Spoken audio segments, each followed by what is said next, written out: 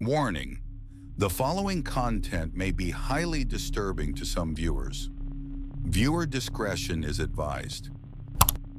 In 1988, in the quiet town of Ellerslie, Georgia, the WYRICK family moved into a modest house surrounded by trees and open land. Lisa and Andy were excited to raise their young daughter, Heidi, in a peaceful, rural neighborhood. Heidi was only 4 years old, curious, playful, and bright. Everything felt like a fresh start. One sunny afternoon, as Heidi played outside near the front yard, she walked back inside and casually told her mother, "I met a nice old man. His name is Mr. Gordy." Lisa, a bit amused, asked who he was. Heidi described him clearly: an elderly man with white hair, a kind smile, and a suit. "He stands near the mailbox and waves at me," she said. Lisa assumed it was just an imaginary friend, something completely normal for a child Heidi's age. But days passed, and the name kept coming up. Heidi said she saw Mr. Gordy often. He never talked much, but he seemed friendly and protective. Weeks later, during a conversation with a neighbor, Lisa casually mentioned the name. The neighbor froze. "Mr. Gordy," she said? "You mean James Gordy? He used to live here, but he died back in the 70s. Lisa was stunned. She went home and started digging through local archives and old photo collections.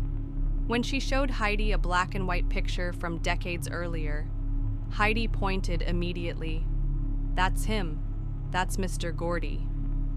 Lisa's unease began to grow, but she still tried to rationalize it. Maybe Heidi had seen a picture before without realizing. Maybe it was coincidence. She wanted to believe that. But then Heidi began talking about another man. This one was different. His name was harder to understand. She called him Con or something like that, and he wasn't friendly. Heidi said he had a bloody bandage on one arm, that he limped, and that he was angry. "He yells at me," she told her mom. He doesn't like me. He scares me." One night, Lisa found Heidi crying in her room, her face scratched. "Con hurt me," she whispered, but the house was locked. No one else was inside. From that night on, the house changed. Footsteps echoed in empty rooms. Doors opened and closed on their own. The television turned on in the middle of the night with static and flickering shadows. Lisa began waking up paralyzed, unable to breathe, pinned down by something she couldn't see. One night she swore she saw a shadow figure sitting on her chest, staring down at her. Andy, the father, had always been skeptical.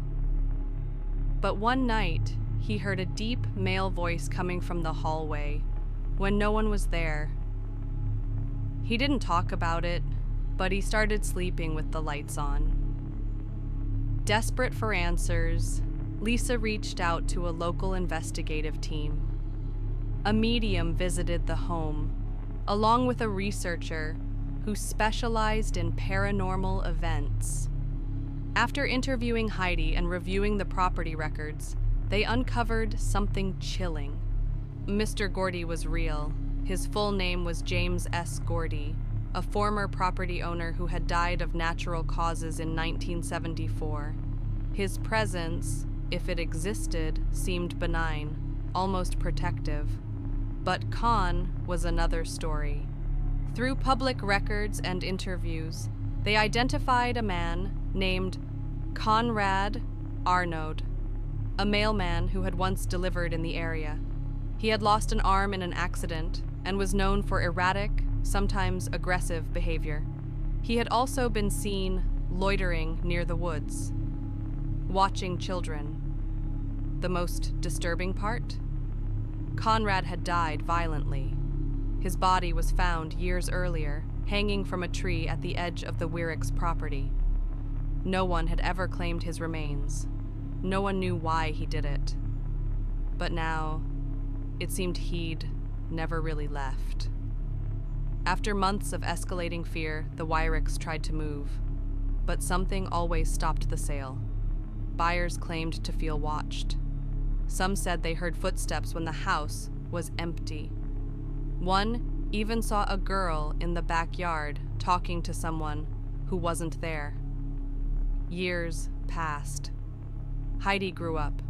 She eventually wrote a book detailing everything that happened in that house.